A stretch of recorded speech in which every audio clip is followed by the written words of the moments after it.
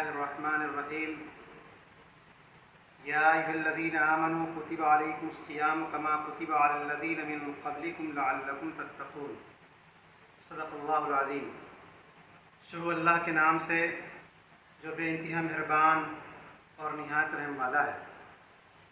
اے ایمان والو، تم پر روزے فرض کر دیے گئے ہیں جیسا کہ تم سے پہلے لوگوں پر فرض کیے گئے تھے، اور اس کا مقصد یہ ہے کہ تم میں تقوی پیدا ہو۔ محترم ناظرین اکرام، آج میں آپ کے سامنے روزہ اور تقوی کے عنوان سے مختصر سی تذکیر انشاءاللہ پیش کروں گا، بغور سماعت فرمائیں۔ قرآن کریم کی سورتوں کی ترتیب کے لحاظ سے دوسری سورت سورہ بقرہ، اس کی ایک آیت نمبر 183 میں نے آپ کے سامنے تلاوت کی اور اس کا ترجمہ بھی پیش کیا۔ قرآن کریم کی سورہ بقرہ کی یہی وہ آیات ہے جس کے ذریعے سے رمضان کے روزوں کی فرضیت کا اعلان ہوا، اور اللہ کے رسول صلی اللہ علیہ وسلم پر قرآن کریم کی جب یہ آیت نمبر 183 اتری اور اللہ کے رسول صلی اللہ علیہ وسلم نے صحابہ کرام کو یہ آیت پڑھ کر سنائی، اور صحابہ کرام کو اسی آیت کے ذریعے سے رمضان کے روزوں کی فرضیت کا علم بھی ہوا اور اسی کے ذریعے سے اعلان بھی ہوا ہے۔ اسی آیت کی تذکیر انشاءاللہ میں آپ کے سامنے پیش کروں گا۔ قرآن کریم کی جو یہ آیت ہے، اس آیت میں اللہ تبارک تعالیٰ نے اہل ایمان کو مخاطب کر کے سب سے پہلے اس بات کی طرف توجہ دلائی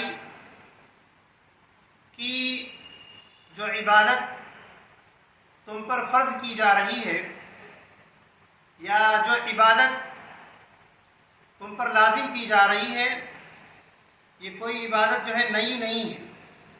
ایسا نہیں ہے کہ یہ صرف تم پر فرض کی جا رہی ہے۔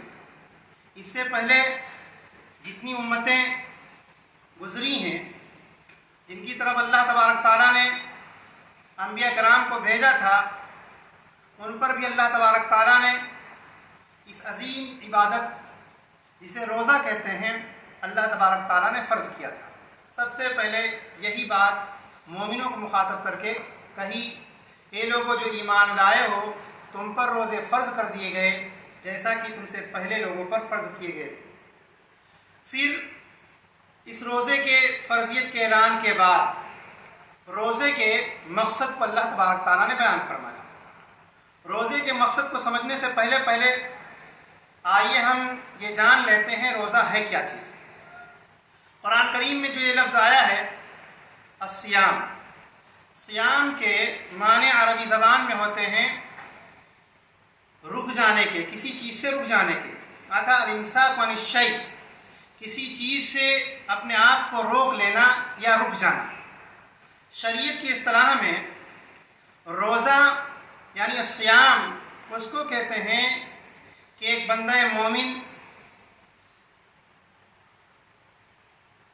طلوع فجر سے یعنی صبح صادق سے لے کر غروب آفتاب تک کھانے پینے مباشرت کرنے سے رک جائے نیت کے ساتھ، اس کو روزہ کہتے ہیں۔ اسی کو اللہ تبارک تعالیٰ نے بندہ مومن پر فرض کیا ہے، اور یہ روزہ سال بھر میں اللہ تبارک تعالیٰ نے صرف 1 مہینے کا روزہ فرض کیا ہے، اور یہ ہر عاقل بالغ مسلمان پر اللہ تبارک تعالیٰ نے اس روزے کو فرض کیا ہے۔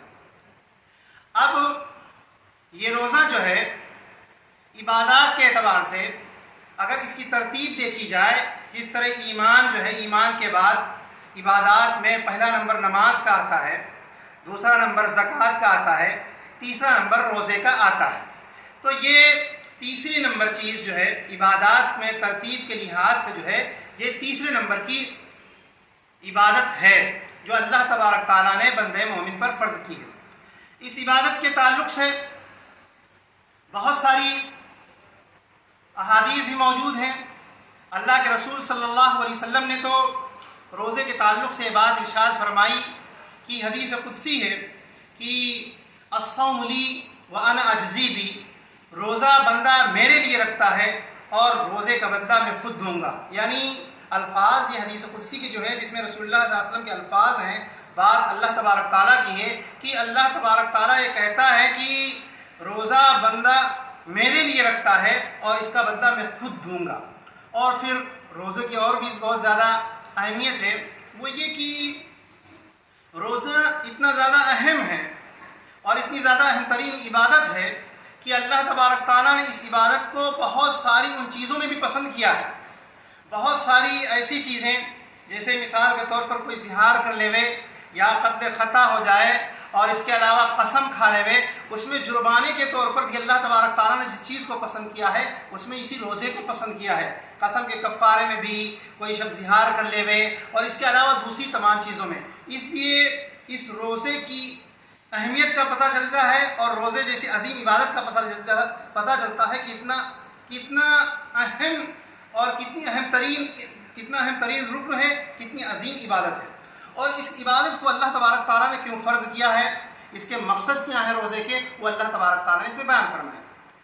اس کا مقصد صاف ہے کہ روزہ فرض کرنے کا مقصد یہ ہے تاکہ بندے کے اندر تقویٰ پیدا ہو. تقویٰ ہے کیا؟ تقویٰ جو ہے کہتے ہیں اس کو کہ اپنے آپ کو منکرات سے روکنا، معروفات میں لگا دینا، اس کا نام تقویٰ ہے. اور دوسری بھی بات کی کہ تقوی کے تعلق سے کہی جاتی ہے کہ تقویٰ یہ ہے کہ آدمی کے اندر خوف خدا سما جائے، اللہ کا ڈر پیدا ہو جائے، اسی کو تقویٰ کہتے ہیں.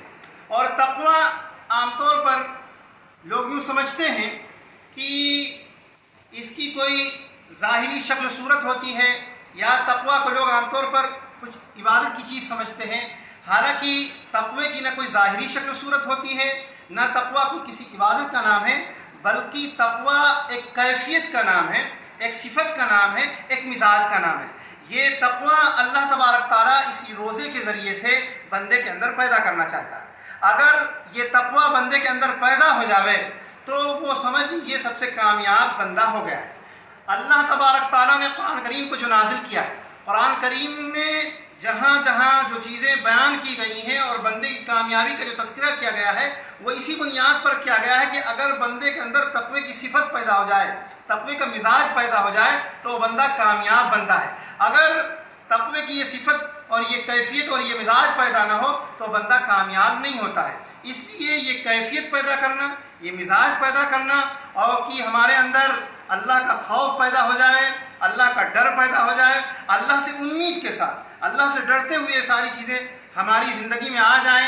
ہم جب بھی کوئی کام کر رہے ہوں اللہ سے نیکی کی امید، اللہ سے رضا کی امید کے، اور کسی کام سے بچ رہے ہوں تو اللہ کی ناراضگی سے ڈرتے ہوئے ہم کسی کام سے بچ رہے ہوں، اسی کا نام تقویٰ ہے. قرآن کریم میں تقوی کے تعلق سے بہت ساری باتیں کہی گئی. تقویٰ اصل دیکھا جائے تو تقویٰ یہ ہے کہ سب سے پہلے تقوی کو ہم اس میں تقسیم کر سکتے ہیں، کئی درجات تقسیم کر دیں. سب سے پہلے تقویٰ یہ ہے کہ آدمی اپنے آپ کو شرک سے بچا لے، سب سے پہلے. دوسرا درجہ تقوی کا یہ ہے کہ آدمی اپنے آپ کو گناہ کبیرہ، گناہ صغیرہ، ان چیزوں سے بچا لے. تیسرا درجہ یہ ہے تقوی کا آدمی اپنے آپ کو شک و شبے سے، ان چیزوں سے بھی بچا لے، شرک سے بچا لے، گناہ کبیرہ اور صغیرہ سے بچا لے. پھر وہ ساری چیزیں جو شک شبے والی چیزیں ہیں، وہ چیزیں جن کے ذریعے شک شبہ پیدا ہوتا ہے، اس کو کرنا چاہیے کہ نہیں کرنا چاہیے، یہ کرنا درست ہوگا کہ نہیں درست ہوگا، یہ اگر کیفیت پیدا ہو، ان چیزوں کو بھی چھوڑ دینا، یہ چیزیں تقویٰ کہلاتی ہیں. پھر اگر ان چیزوں کو اپنا لیتا ہے، ان تینوں درجوں کو اپنا لیتا ہے، تو اللہ تبارک تعالیٰ اس تقوی کے نتیجے میں 3 طرح کی انعامات سے نوازتا ہے. قرآن کریم میں آتا ہے کہ وَمَن يَتَّقِ اللَّهَ يَجْعَل لَّهُ مَخْرَجًا. سب سے پہلے تقویٰ اختیار کرنے پر اللہ تبارک تعالیٰ مصیبت سے نکلنے کا راستہ آسان کر دیتا ہے. قرآن کریم میں دوسری جگہ پر اللہ تبارک تعالیٰ نے یہ بات ارشاد فرمائی کہ وَمَن يَتَّقِ اللَّهَ، جو شخص تقویٰ اختیار کرتا ہے، قرآن کریم میں آتا ہے یا ایھا الذین آمنوا ان تتقوا اللہ یجعل لکم فرقانا ویکفر عنکم سیئاتکم. جو شخص تقوی اختیار کرتا ہے اللہ تبارک تعالیٰ اس کو جہاں مصیبت سے نکلنے کا راستہ آسان کر دیتا ہے، وہیں اللہ تبارک تعالیٰ تقوی اختیار کرنے والے کو فرقان سے بھی نوازتا ہے۔ اور اس کے ساتھ ساتھ اسی آیت میں بات کہی گئی کہ اللہ اس کے گناہ کو بھی معاف کر دیتا ہے۔ تیسری جگہ اللہ تبارک تعالیٰ نے یہ بات ارشاد فرمائی کہ اگر بندہ تقوی اختیار کرتا ہے، اس کے اندر تقوی پیدا ہوتا ہے، تو اللہ تبارک تعالیٰ اس کے لیے رزق کا معاملہ آسان کر دیتا ہے۔ وَيَرْزُقْهُ مِنْ حَيْثُ لَا يَحْتَسِبُ۔ یہ اس کے بعد جو تقوی کے تعلق سے کہ اللہ تبارک تعالیٰ نے رمضان کے روزے اس لیے فرض کیے، مقصد یہ ہے کہ آدمی متقی بن جاوے، بندہ مومن کے اندر تقوی کی صفت پیدا ہو جائے۔ یہ تقوی اصل چیز یہ رمضان کا جو ایک مہینہ آتا ہے وہ اسی کیفیت کو پیدا کرنا، کوئی ظاہری شکل صورت نہیں بنانا، بلکہ وہ کیفیت اور مزاج اور صفت پیدا کرنا، تاکہ بندہ مومن ایک مہینہ جو رمضان گزار دیا ہے تمام طرح کی ان جائز پابندیوں کے ساتھ، اب آئندہ جب رمضان گزر جاوے تو اس کو ان تمام چیزوں سے اپنی زندگی میں بچنا ہے جن کو اللہ تبارک تعالیٰ نے جن سے منع کیا ہے، ان منکرات سے اپنے آپ کو بچانا ہے جن کو اللہ تبارک تعالیٰ نے جن کو منع کیا ہے، اور ان معروفات میں لگا دینا ہے جن کو اللہ تبارک تعالیٰ جو پسند کرتا ہے۔ اسی کا نام تقویٰ ہے۔ اسی لیے اللہ تبارک تعالیٰ نے تقویٰ اختیار کرنے والوں کے انعامات سے نوازنے کی بات کی گئی ہے، اور اسی تقوی کو اللہ تبارک تعالیٰ بندہ مومن کے اندر پیدا کرنا چاہتا ہے۔ اور رمضان کا مقصد بھی یہی ہے۔ عام طور پر جو رمضان آیا اسی لیے ہے کہ تقوی کی آبیاری ہو، انسان کا تقویٰ بڑھے۔ اللہ کے رسول صلی اللہ علیہ وسلم سے پوچھا گیا کہ اللہ کے نزدیک سب سے زیادہ مکرم کون ہے؟ تو اللہ کے رسول صلی اللہ علیہ وسلم نے فرمایا جو تقوی والا ہو، اللہ سے ڈرنے والا ہو، جس کے اندر خوف خدا ہو، جس کے اندر للہیت ہو، ہر چیز کے کرنے سے پہلے یہ سوچتا ہو اور یہ جاننے کی کوشش کرتا ہو اس سے ہمارا رب راضی ہوگا کہ ناراض ہوگا، یہ خیال یہ احساس اس کے اندر پیدا ہو جاتا ہے تو اللہ تبارک تعالیٰ کا تقویٰ اس کے اندر آ جاتا ہے۔ یہ تقویٰ ساری زندگی اس کے اندر پیدا ہو جائے، رمضان سے یہی مقصود ہوتا ہے۔ اگر رمضان آیا ہے، رمضان اس لیے نہیں آیا ہے کہ ہم صرف کھیل کود کھانا پینا یہ ساری چیزیں کریں، بلکہ ہم اللہ کی عبادت کرتے ہوئے ان تمام چیزوں کی پابندی کرتے ہوئے ہم پورا ماہ رمضان گزارے، اور روزہ جو جتنے 29 اور 30 دن کا ہے وہ روزہ مکمل کرے۔ پھر اس کے بعد جب روزہ مکمل ہو جاوے 30 دن کے یا 29 دن کے، تو ہماری زندگی میں ایک تبدیلی ہو، ہمارے اندر ہمارے جسم ہمارے دل کے اندر خوف خدا پیدا ہو گیا ہو، ہمارے اندر تقویٰ پیدا ہو گیا ہو، ہم ایک دم اس طرح محفوظ ہو گئے ہوں، ہمارا دل ہمارا نفس ہمارے ایک دم کنٹرول میں ہو گیا ہو کہ ہم بس وہی سارے کام کرتے ہوں جو اللہ کو پسند ہے، اور ان سارے کام سے بچتے ہوں جو اللہ کو ناپسند ہے۔ اللہ تبارک تعالیٰ سے دعا ہے کہ اللہ تبارک تعالیٰ ہم سب کو رمضان کے روزوں کی قدر کرنے اور جیسے اس کا حق ہے اس کو حق ادا کرنے کی توفیق عطا فرمائے۔ وآخر دعوانا الحمدللہ رب العالمین۔